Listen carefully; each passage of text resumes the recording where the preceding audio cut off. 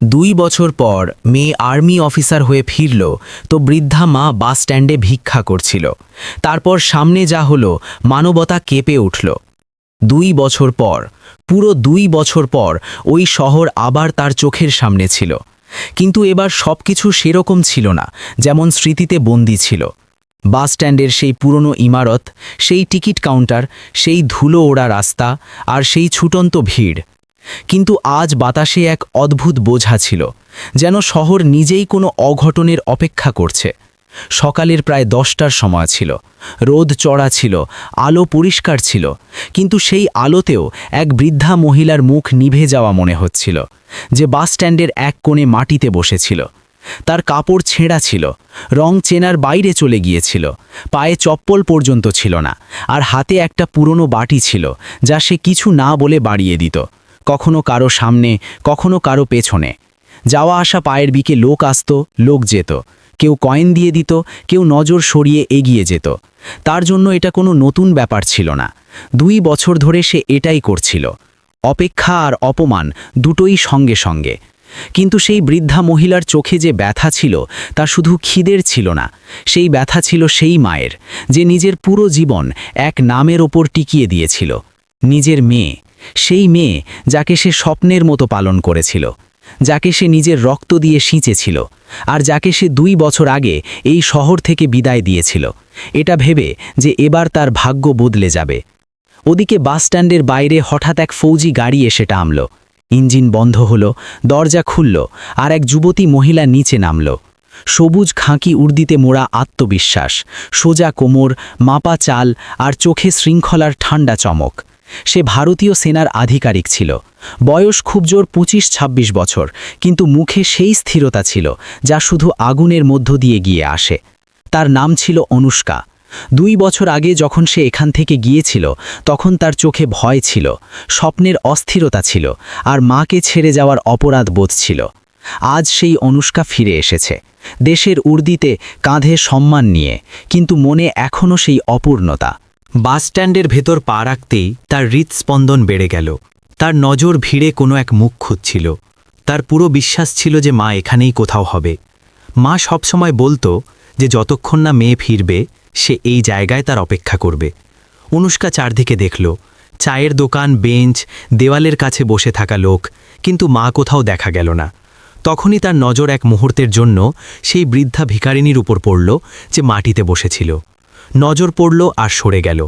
মন সঙ্গে সঙ্গে অস্বীকার করে দিল, না, এ তার মা হতে পারে না, তার মা এমন ছিল না।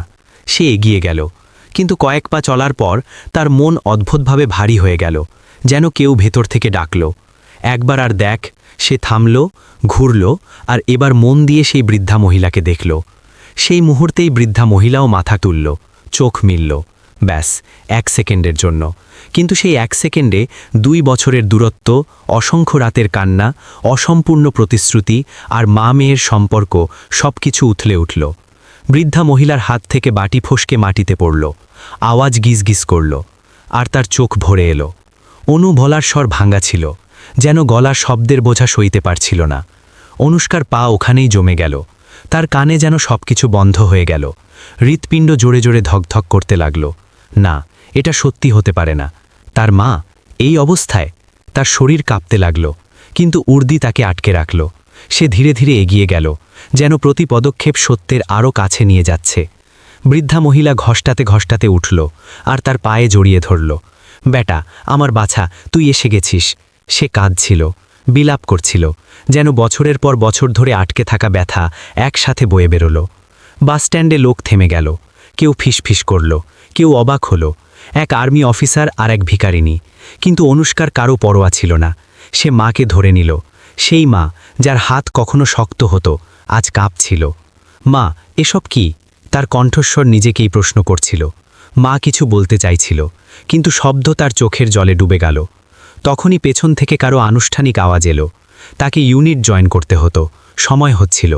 অনুষ্কা ঘুরে দেখল, একদিকে দেশের ডিউটি ছিল, অন্যদিকে তার মায়ের ভেঙে যাওয়া জীবন। সেই মুহূর্তেই সে বুঝতে পারল যে এটা শুধু এক সাক্ষাৎ নয়, এটা এমন এক গল্পের শুরু যার সত্য আগামী সময়ে সবকিছু নাড়িয়ে দেওয়ার মতো। অনুষ্কা মাকে ওই বাস স্ট্যান্ডের বেঞ্চে বসিয়ে আনল। মায়ের শরীর ক্লান্ত হয়ে গিয়েছিল, কিন্তু তার চেয়ে বেশি ক্লান্ত ছিল তার আত্মা। আশেপাশে লোক ছিল, শোরগোল ছিল, বাসের আওয়াজ ছিল, কিন্তু তাদের দুজনের মধ্যে এক আলাদাই নিস্তব্ধতা ছড়িয়েছিল, এমন নিস্তব্ধতা যাতে প্রশ্নও ভয় পেয়ে দাঁড়িয়ে থাকে। অনুষ্কা মায়ের মুখ দেখছিল, সেই মুখ যা কখনো তার জন্য দুনিয়ার সবচেয়ে সুরক্ষিত আশ্রয় হতো, আর আজ সেই মুখেই জীবনের সবচেয়ে গভীর রেখা আঁকা হয়ে গেছে। সে বারবার মায়ের হাত ধরছিল, যেন ভয় পাচ্ছিল যে পাছেই সত্য ভিড়ের মতো ছুটে না যায়। মায়ের চোখ মাটিতে স্থির ছিল, সে সরাসরি অনুষ্কার দিকে তাকাতে পারছিল না, যেন তার লজ্জা বা হয়তো ভয়। অনেকক্ষণ কেউ কিছু বলল না। তারপর মা ধীরে ধীরে বলতে শুরু করল, এমনভাবে যেন প্রতিটি শব্দ তার বুক থেকে ছিঁড়ে বাইরে আসছে। সে বলল যে অনুষ্কার যাওয়ার কয়েক মাস পরেই সব বদলে গেল। প্রথমে তো সে ওই পুরনো ঘরেই থাকলো যেখানে তারা দুজনে একসাথে থাকত। সে প্রতিদিন ওই বাস স্ট্যান্ডে এসে বসত, কারণ তার বিশ্বাস ছিল যে যখন মেয়ে ফিরবে তো সবার আগে এখানেই আসবে। সে লোকেদের বলতো আমার মেয়ে আর্মিতে আছে, অফিসার হবে। লোক শুনে হাসত আর এগিয়ে যেত। কারোর মনে হতো বুড়ি পাগল হয়ে গেছে। তারপর অসুখ এলো। হঠাৎ একদিন মাথা ঘুরল আর সে রাস্তায় পড়ে গেল। হাসপাতালে নিয়ে যাওয়া হলো, চিকিৎসা হলো, কিন্তু বিল বাড়তে থাকলো, টাকা ফুরিয়ে যেতে থাকলো। সে কারো কাছে সাহায্য চায়নি। সে চাইতো না যে মেয়ের কাছে কোনো খবর পৌঁছাক। তার মনে হতো যদি অনুষ্কা জানতে পারে তো সে নিজের ট্রেনিং ছেড়ে দেবে, আর মা এই বোঝা নিজের মনের ওপর নিতে চাইতো না। সে নিজেকে বলেছিল আমি সহ্য করে নেব, কিন্তু আমার মেয়ের স্বপ্ন ভাঙা উচিত নয়। ঘর ছাড়া হলো, জিনিসপত্র বিক্রি হয়ে গেল, জীবন যেন হাত থেকে ফসকে চলে গেল। একদিন বাড়িওয়ালা সাফ বলে দিল, এখন আর অপেক্ষা করা যাবে না।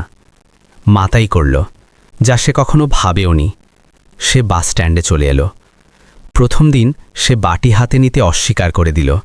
সে শুধু বসে রইল। দ্বিতীয় দিন ক্ষুধা জিত করল।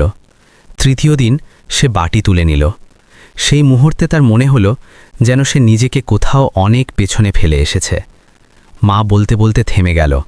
তার চোখ দিয়ে জল পড়ছিল, কিন্তু গলায় এখনও অদ্ভুত এক দৃঢ়তা ছিল।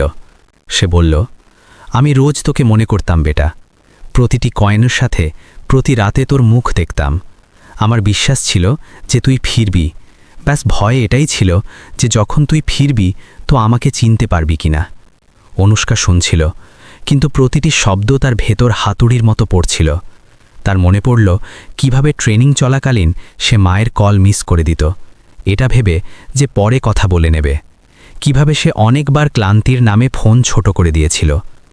আজ সে বুঝতে পারছিল যে ওই নিস্তব্ধতায় মা একা লড়ছিল, অসুখের সাথে, খিদের সাথে আর সমাজের সাথে। তখনই অনুষ্কা দেখল মায়ের পায়ে ফোলা ভাব ছিল, আঙুলগুলো নীল হয়ে গিয়েছিল। এটা শুধু দারিদ্র্য ছিল না, এটা অবহেলার ফল ছিল। সেই অবহেলার যাতে সিস্টেম সবার আগে গরিবকে ভুলে যায়। অনুষ্কার গলা ধরে এলো। সে আর্মি অফিসার ছিল, কিন্তু সেই মুহূর্তে সে শুধু এক মেয়ে ছিল, অসহায় আর রাগে ভরা। সে মাকে বলল, আপনি আমাকে জানাননি কেন? মা মাথা নাড়ল, কারণ তুই দেশের মেয়ে বেটা, শুধু আমার নয়।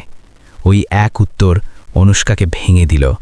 পেছনে দাঁড়ানো ভৌজি গাড়ি, ইউনিট জয়েন করার তাড়া, উর্দির দায়িত্ব, সব কিছু ঝাপসা হয়ে গেল। তার সামনে এখন একটাই সত্য ছিল, যদি আজ সে চুপ থাকে তবে তার উর্দির মানেই বা কি? কিন্তু সে এটা জানত না যে মায়ের গল্প এখানেই শেষ হয় না। এখনও এমন এক সত্য বাকি ছিল যা শুধু ব্যথা নয়, বরং প্রশ্ন হয়ে দাঁড়াতে চলেছিল। এমন সত্য যা আগামী অংশগুলোতে সিস্টেম, সমাজ আর খোদ অনুষ্কার সিদ্ধান্তের পরীক্ষা নিতে চলেছিল। মা কিছুক্ষণ চুপ থাকল, যেন শব্দ তার ভেতরে কোথাও অনেক গভীরে চাপা আছে আর বাইরে আসতে ভয় পাচ্ছে। বাসস্ট্যান্ডের কোলাহল আবার কানে আসতে শুরু করেছিল, কিন্তু তাদের মাঝে বসে থাকা ওই বৃদ্ধা মহিলা এখন ওই কোলাহল থেকে অনেক দূরে চলে গিয়েছিল। অনুষ্কা অনুভব করল যে মায়ের আঙুলগুলো তার হাতে আরও শক্ত হয়ে গেছে, যেন যদি সে ধরা আলগা করে তো সত্য আবার ছুটে যাবে। মা ধীর গলায় বলতে শুরু করল যে অসুখ আর দারিদ্র্যের আগেও এক ভয় ছিল যা তাকে প্রতিদিন ভেতর ভেতর খেয়ে যাচ্ছিল। সেই ভয় কোনো খিদের ছিল না, না কোনো অসুখের, সেই ভয় মানুষের ছিল। মা বলল যে অনুষ্কার যাওয়ার কয়েক মাস পরেই পাড়ার লোক বদলাতে শুরু করেছিল। আগে সেই লোকেরাই, যারা কখনো মেয়ের সাহসিকতার কথা বলতে ক্লান্ত হতো না, এখন প্রশ্ন করতে শুরু করেছিল। মেয়ে একা আর্মিতে, মা একা থাকে, টাকা আসতে হবে কিনা? এই প্রশ্ন ধীরে ধীরে দৃষ্টি হয়ে গেল, আর দৃষ্টি ধীরে ধীরে বিষ। এক রাতে কিছু লোক দরজায় এসেছিল সাহায্যের নামে। মায়ের আজও মনে আছে কিভাবে সে দরজা অর্ধেকই খুলেছিল, আর কিভাবে তাদের দৃষ্টি তার ভেতর পর্যন্ত নেমে এসেছিল। সেই রাতেই সে সিদ্ধান্ত নিয়েছিল যে সে কারো কাছে কিছু চাইবে না, না সাহায্য, না আশ্রয়। যখন ঘর ছাড়া হলো আর সে বাসস্ট্যান্ডে চলে এলো, তখনও সে অনেকবার ভেবেছিল যে কোনো এনজিওর কাছে যাবে, কোনো দফতরের বাইরে বসে যাবে। কিন্তু প্রতিবার সেই ভয় তাকে আটকে দিত। তার মনে হতো যে যদি সে নিজের নাম বলে, যদি কেউ অনুষ্কার নাম জুড়ে দেয়, তো মেয়ের উর্দির অপর প্রশ্ন উঠবে। মা বলল যে সে চাইতো না যে লোক তার মেয়েকে ভিখারিনীর মেয়ে বলুক। সে রোজ ভিক্ষা করতে করতেও এই খেয়াল রাখত যে কারোর সাথে বেশি কথা না বলে, কারোর সাথে চোখ না মেলায়, যাতে কেউ তার অতীত ঘাঁটতে না পারে। অনুষ্কা শুনে যাচ্ছিল, আর তার ভেতর কিছু ভাঙতে থাকছিল। সে বুঝতে পারছিল যে মা শুধু খিদে সহ্য করেনি, সে অপমানকেও চুপচাপ পান করে নিয়েছিল। মা আরও একটা সত্য বলল। একদিন যখন সে খুব অসুস্থ ছিল, তখন এক লোক তাকে হাসপাতালে নিয়ে যাওয়ার কথা বলেছিল, কিন্তু বিনিময়ে যে দৃষ্টি আর যে ভঙ্গি ছিল তা মাকে ভেতর পর্যন্ত নাড়িয়ে দিয়েছিল। সেই দিন সে ঠিক করে নিয়েছিল যে চাই মরেই কেন না যায়, সে কারো উপকারের নিচে চাপা পড়বে না। সে বাসস্ট্যান্ডে বসে রইল, প্রতিদিন একটু একটু করে ভাঙতে থাকল, কিন্তু মেয়ের নামকে পরিষ্কার রাখতে থাকল। অনুষ্কার বুক ভারী হয়ে গেল। তার মনে হলো যেন তার সমস্ত ট্রেনিং, সমস্ত সাহসিকতা ওই এক সত্যের সামনে ছোট মনে হচ্ছে। সে ভেবেছিল যে শত্রু সীমান্তে থাকে, কিন্তু আজ সে বুঝতে পারছিল যে কিছু লড়াই ঘরের ভেতরে লড়া হয়, চুপচাপ কোনো মেডেল ছাড়াই। মায়ের চোখে এখন জল ছিল না, শুধু ক্লান্তি ছিল আর এক অদ্ভুত শান্তি, যেন সত্য বলে দেওয়ার পর বোঝা একটু হালকা হয়ে গেছে।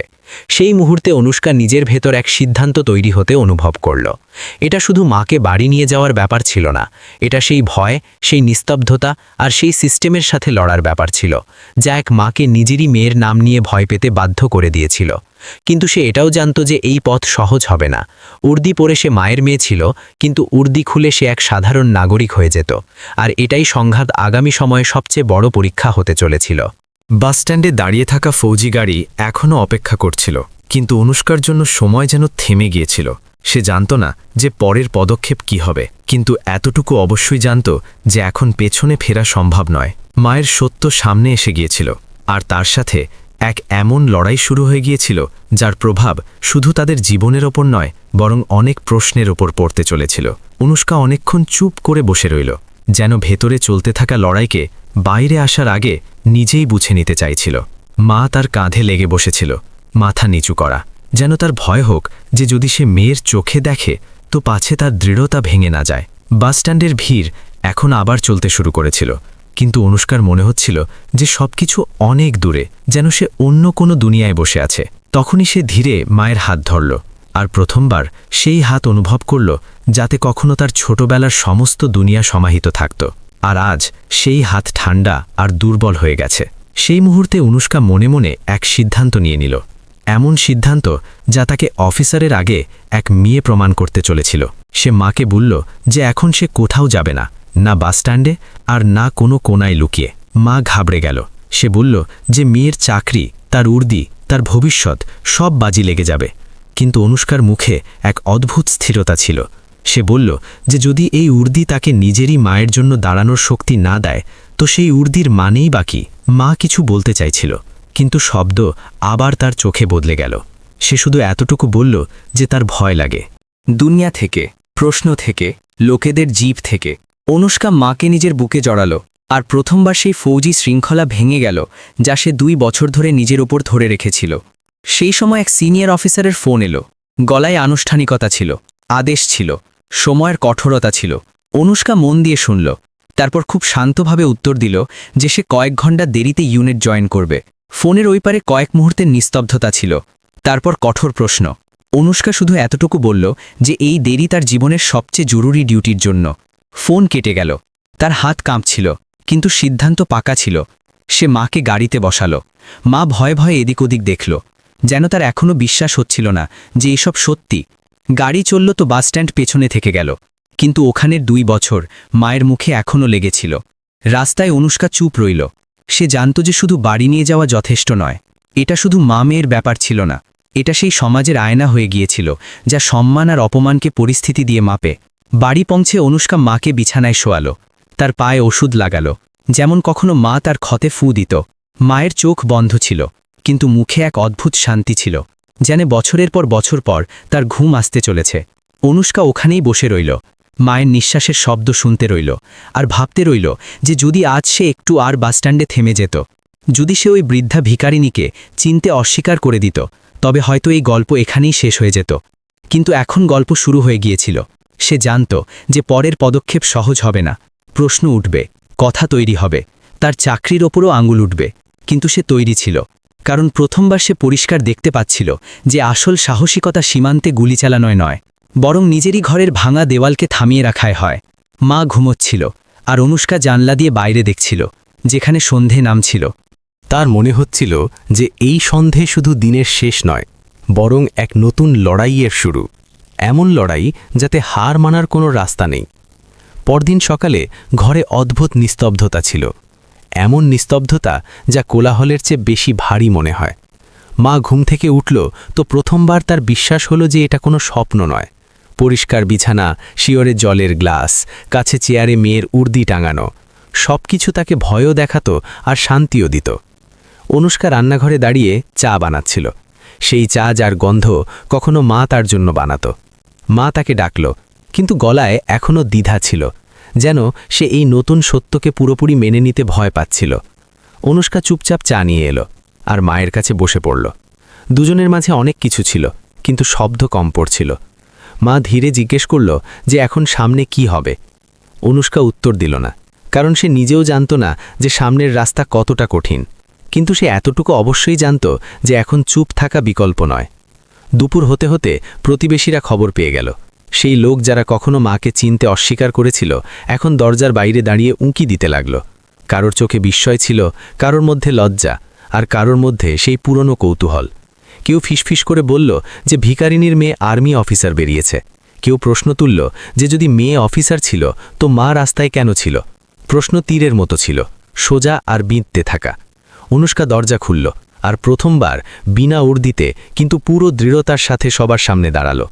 সে কারোর ওপর চিৎকার করল না, কাউকে অপমানিত করল না।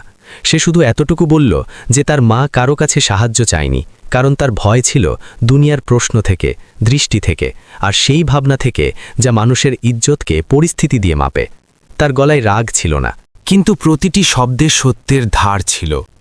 লোক চুপ হয়ে গেল, কেউ মাথা নামিয়ে নিল, কেউ কিছু না বলে ফিরে গেল।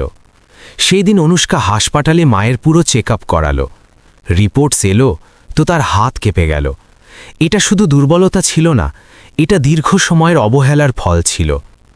ডাক্তার বিশ্রাম আর দেখাশোনার কথা বললেন। অনুষ্কা সম্মতি দিল, কিন্তু ভেতর থেকে জানত যে এই দেখাশোনা শুধু ওষুধ দিয়ে পুরো হবে না। এটা সেই ক্ষতের দেখাশোনা ছিল যা সমাজ দিয়েছিল। হাসপাতালের বাইরে বসে বসে সে ভাবল যে যদি আজ তার মায়ের জায়গায় অন্য কোনো বৃদ্ধা মহিলা হতো, যার মেয়ে অফিসার না হতো, তবে কি তার গল্প কখনো সামনে আসত? সন্ধে পর্যন্ত এই খবর ছড়িয়ে গিয়েছিল। কেউ ভিডিও বানিয়ে নিয়েছিল, কেউ ফটো। বাসস্ট্যান্ডের ভিখারিনী আর আর্মি অফিসার মেয়ে, এই গল্প লোকেদের মুখে মুখে ছিল। কিছু লোক প্রশংসা করছিল, কিছু প্রশ্ন তুলছিল, আর কিছু এটাকে নিছক তামাশা বানাচ্ছিল। অনুষ্কা ফোন দেখল তো অনেক অজানা নম্বর থেকে কল আসছিল। সে বুঝে গিয়েছিল যে এখন এই মামলা ব্যক্তিগত রইল না, সিস্টেমও দেখছিল, সমাজও, আর হয়তো মিডিয়াও। রাতে মা ধীরে বলল যে সে কোনো বিপদের কারণ হতে চায় না। অনুষ্কা তার হাত ধরে নিল আর বলল যে বিপদ সে নয়, বিপদ সেই নিস্তব্ধতা যা তাকে বাসস্ট্যান্ড পর্যন্ত পৌঁছে দিয়েছে। মায়ের চোখে আবার ভয় ছিল, কিন্তু এবার সেই ভয়ের সাথে বিশ্বাসও ছিল। বিশ্বাস যে তার মেয়ে এখন শুধু তার থাকেনি, বরং সে সবার আওয়াজ হতে পারে, যাদের গল্প ভিড়ে চাপা পড়ে যায়। অনুষ্কা জানলার কাছে দাঁড়িয়ে বাইরে অন্ধকারকে দেখছিল। সে অনুভব করছিল যে আজ সে সমাজকে প্রশ্ন করেছে, আর সমাজ প্রশ্নগুলোকে সহজে মাফ করে না। আগামী দিন সহজ হবে না, জবাব চাওয়া হবে, সিদ্ধান্ত হবে, আর হয়তো তার চাকরিও কুষ্টিপাথরে রাখা হবে।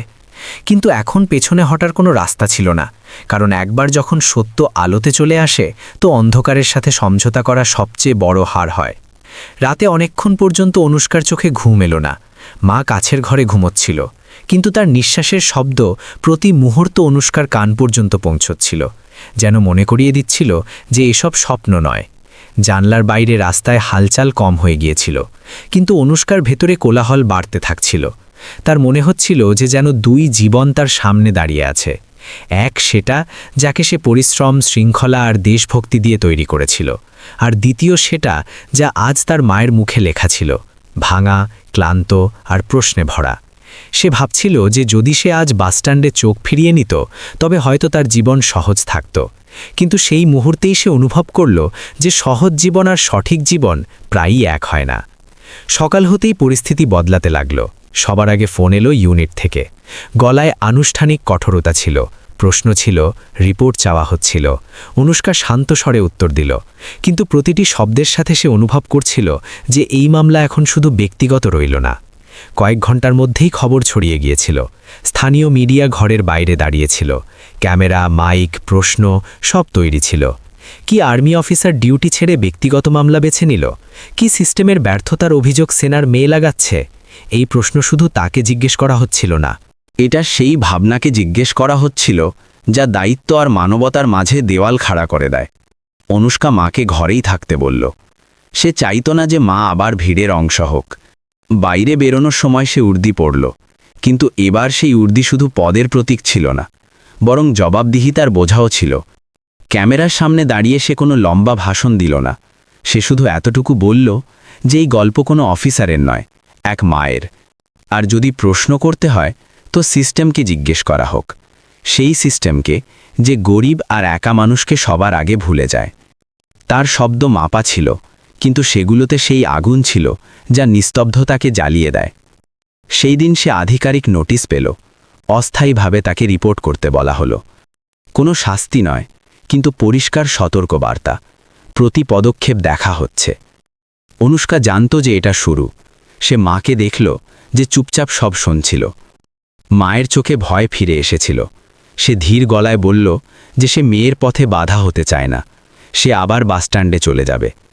ওই এক বাক্য অনুষ্কাকে ভেতর পর্যন্ত নাড়িয়ে দিল। সে বুঝতে পারল যে এটা শুধু বাইরের লড়াই নয়, এটা মায়ের ভেতরে বসে থাকা ভয়ের থেকেও লড়াই, যা তাকে প্রতিবার নিজেকে পেছনে করতে বাধ্য করে দেয়। অনুষ্কা মায়ের সামনে বসে তার মুখ নিজের হাতে নিল, আর প্রথমবার খুব পরিষ্কার শব্দে বলল যে এখন পালানোর সময় শেষ হয়ে গেছে। সে বলল যে যদি আজ মা আবার নিজেকে লুকোয় তো কাল অন্য কোনো মা লুকোবে, আর এই সিলসিলা কখনো থামবে না। মা অনেকক্ষণ ধরে কাঁদতে থাকল।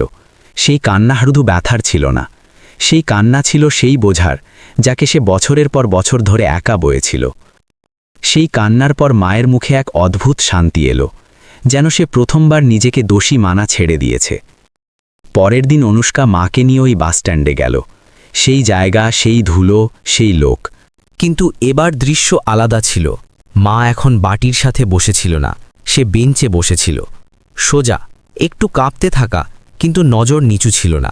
আশেপাশে লোক থেমে দেখছিল, কিছু চিনতে পারছিল, কিছু ফিসফিস করছিল।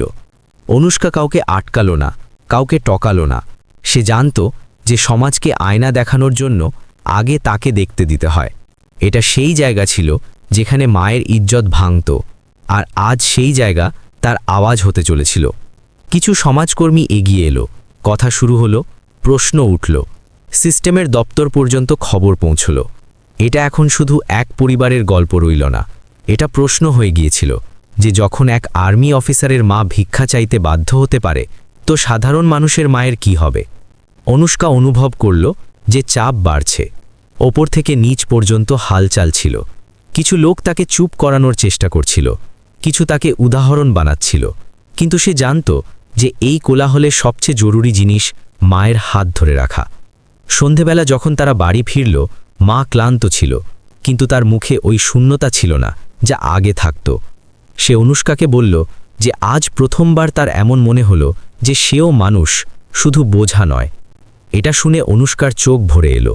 তার মনে হলো যে হয়তো এটাই জয়, খুব বড় নয়, খুব চকচকে নয়, কিন্তু সত্যি। তবুও সে জানত যে এই লড়াই এখনও শেষ হয়নি। আসল সিদ্ধান্ত এখনও বাকি। সিস্টেমের প্রতিক্রিয়া, তার কেরিয়ারের ভবিষ্যৎ আর সমাজের স্মৃতি সব কিছু আগামী একদিনের ওপর টিকে আছে। রাতে অনুষ্কা নিজন উর্দি ভাঁজ করে রাখল আর মায়ের কাছে গিয়ে বসে পড়ল। সে মায়ের মাথা নিজের কাঁধের ওপর রাখল। মায়ের চোখ বন্ধ ছিল, কিন্তু এবার তা ভয় থেকে নয়, ক্লান্তি থেকে বন্ধ হয়েছিল। অনুষ্কা মনে মনে ঠিক করে নিল যে চাই যা হোক, চাই তার পথ যতই কঠিন হয়ে যাক, সে পেছনে হটবে না। কারণ যদি আজ সে ঝুঁকে যায় তো কাল এই গল্প আবার অন্য কোনো বাসস্ট্যান্ডে দোহরাবে। আর সে চাইতো না যে দেশের অন্য কোনো মেয়েকে নিজের মাকে ভিক্ষায় খুঁজতে হোক। সকালের প্রথম আলো জানলা দিয়ে ভেতরে এলো তো অনুষ্কার চোখ খুলে গেল। মা এখনও তার কাঁধে লেগেই ঘুমোচ্ছিল। ওই এক দৃশ্যে অনুষ্কা নিজের পুরো জীবন সিমটে থাকতে দেখছিল। উর্দি, দায়িত্ব, সংঘর্ষ আর ওই মা যার জন্য এই সব কিছু মানে রাখত। সে খুব ধীরে মাকে সাহারা দিয়ে বিছানায় শোয়ালো, যেন ভয় পাচ্ছিল যে সামান্য নড়াচড়ায় এই বিশ্বাস ভেঙে না যায়। বাইরের দুনিয়া জেগে গিয়েছিল, আর তার সাথেই সেই সিদ্ধান্ত যা আজ হওয়া নিশ্চিত ছিল। ফোন আবার বাজল। এবার গলার স্বর কঠোর ছিল না, ব্যাস আনুষ্ঠানিক ছিল। তাকে সদর দপ্তরে রিপোর্ট করতে বলা হয়েছিল। অনুষ্কা ফোন রাখল আর কিছুক্ষণ চুপ করে দাঁড়িয়ে রইল। সে জানত যে এই ডাক শুধু প্রশ্নের জন্য নয়, বরং তার উদ্দেশ্য, তার সিদ্ধান্ত আর তার ভাবনার পরীক্ষার জন্য ছিল। সে উর্দি পড়ল, কিন্তু আজ সেই উর্দি কোনো কবচের মতো নয়, বরং এক আয়নার মতো মনে হচ্ছিল, যাতে সত্য পরিষ্কার দেখা যায়। সদর দপ্তরে পরিবেশ ঠান্ডা ছিল, মুখ গম্ভীর ছিল, প্রশ্ন সোজা ছিল, বিনা আবেগের। তাকে জিজ্ঞেস করা হলো যে সে ডিউটিতে দেরি কেন করল, সে মিডিয়ার সামনে বয়ান কেন দিল, আর কেন এক ব্যক্তিগত মামলাকে সার্বজনীন হতে দিল। অনুষ্কা এক একটি প্রশ্ন শুনল। সে নিজের গলার স্বর উঁচু করল না, কিন্তু তার কথায় দ্বিধাও ছিল না। সে বলল যে সে জানে যে শৃঙ্খলা সেনার মেরুদণ্ড, কিন্তু মানবতা তার আত্মা। সে বলল যে যদি তার মায়ের অবস্থা সামনে না আসত তো হয়তো তার উর্দি সুরক্ষিত থাকত, কিন্তু তার বিবেক চিরকালের জন্য আহত হয়ে যেত। ঘরে কিছু মুহূর্তের জন্য নিস্তব্ধতা ছেয়ে গেল। কেউ তাকে আটকাচ্ছিল না, কেউ তাকে উৎসাহও দিচ্ছিল না। সে শুধু বলে যাচ্ছিল যে এই গল্প শুধু তার মায়ের নয়, এটা সেই হাজারো মায়েদের যারা নিজের বাচ্চাদের সাফল্যের দাম নিজেকে মিটিয়ে চকায়। সে পরিষ্কার বলল যে সে কারোর ওপর অভিযোগ লাগাচ্ছে না, কিন্তু প্রশ্ন অবশ্যই জিজ্ঞেস করছে যে যখন এক আর্মি অফিসারের মাও সিস্টেম থেকে পড়ে যেতে পারে তো সাধারণ মানুষের সাহারাকে। সিদ্ধান্ত সঙ্গে সঙ্গে হলো না, তাকে বাইরে পাঠিয়ে দেওয়া হলো। অনুষ্কা বাইরে বসে অপেক্ষা করতে থাকল। প্রতি মিনিট তার ভারী মনে হচ্ছিল, কিন্তু অদ্ভুত কথা এই ছিল যে তার ভয় লাগছিল না। তার মনে হলো যে সে যা বলার ছিল বলে দিয়েছে, এখন যা হবে তা তার হাতে নেই। কিছুক্ষণ পর তাকে ডাকা হলো। নির্ণয় সংক্ষিপ্ত ছিল, কোনো শাস্তি নয়, কোনো পদাবনতি নয়, কিন্তু এক স্পষ্ট সতর্কবার্তা আর এক মৌন স্বীকারোক্তি যে প্রশ্ন সঠিক ছিল, কিন্তু সিস্টেম বদলাতে সময় লাগে। অনুষ্কা মাথা নিচু করে সিদ্ধান্ত শুনল। সে জানত যে এটা পুরো জয় নয়, কিন্তু হারও নয়। সে বাড়ি ফিরল তো মা দরজায় দাঁড়িয়েছিল, যেন সারা জীবনের অভ্যাস এখনও ওখানেই দাঁড়িয়ে। অনুষ্কাকে দেখেই মায়ের চোখ ভরে এলো। সে কিছু জিজ্ঞেস করল না, তার উত্তরের প্রয়োজন ছিল না। সে শুধু মেয়ের মুখ দেখছিল, যেন এটা বিশ্বাস করছিল যে সে এখনও ওখানেই আছে। আগামী কিছুদিনে অনেক কিছু বদলাল। কিছু সামাজিক সংগঠন মায়ের সাথে যোগাযোগ করল, সরকারি দপ্তরে ফাইল চলল। কোনো বড় অলৌকিক ঘটনা হলো না, কিন্তু ছোট ছোট দরজা খুলল। মা নিয়মিত চিকিৎসা পেতে লাগল, এক ছোট ঘর পেল যেখানে সে বিনা ভয়ে ঘুমোতে পারত। সবচেয়ে বড় কথা এই ছিল যে মা বাটি হাতে তুলল না। সেই বাসস্ট্যান্ড এখনও ওখানেই ছিল, কিন্তু মায়ের সম্পর্ক এখন ওই জায়গা থেকে শেষ হয়ে গিয়েছিল। এক সন্ধেবেলা অনুষ্কা মাকে ওই বাসস্ট্যান্ডে নিয়ে গেল। এবার ভিড় ছিল, কোলাহল ছিল, কিন্তু মা সোজা দাঁড়িয়েছিল। সে চারদিকে দেখল আর গভীর শ্বাস নিল। সে বলল যে এটা সেই জায়গা যেখানে সে নিজেকে সবচেয়ে ছোট মনে করেছিল, আর আজ সেই জায়গা তাকে সবচেয়ে বেশি মজবুত মনে হচ্ছে, কারণ সে এখান থেকে ভেঙে যাওয়া নয়, বরং সোজা পিঠের সাথে যাচ্ছে। অনুষ্কা মায়ের হাত ধরল আর দুজনেই কিছু না বলে ওখান থেকে চলে দিল। রাতে মা বলল যে তার এখন ভয় কম লাগে। সে বলল যে সে জানে যে দুনিয়া এখনও কঠোর, কিন্তু এখন তার কাছে এক আওয়াজ আছে, তার মেয়ের। অনুষ্কা উত্তর দিল যে এই আওয়াজ শুধু তার নয়, এটা প্রতি ওই মানুষের যে চুপ থেকে ভেঙে যায়। দুজনে অনেকক্ষণ চুপ করে বসে রইল। ওই নিস্তব্ধতায় কোনো ব্যথা ছিল না, শুধু ক্লান্তি ছিল আর অল্প একটু শান্তি। গল্প এখানেই শেষ হয় না, কারণ এমন গল্প কখনো শেষ হয় না। তারা শুধু পরের জীবনে, পরের মুখে অন্য কোনো বাসস্ট্যান্ডে দোহরায়। পার্থক্য শুধু এতটুকু হয় যে কখনো কখনো কেউ থেমে যায়, ফিরে দেখে নেয়, আর হয়তো কোনো বৃদ্ধা মাকে চিনে নেয়। সেই দিন অনুষ্কা এটাই করেছিল, সে ফিরে দেখেছিল, আর হয়তো এতেই মানুষ হওয়ার সবচেয়ে বড় পরিচয় লুকিয়ে থাকে।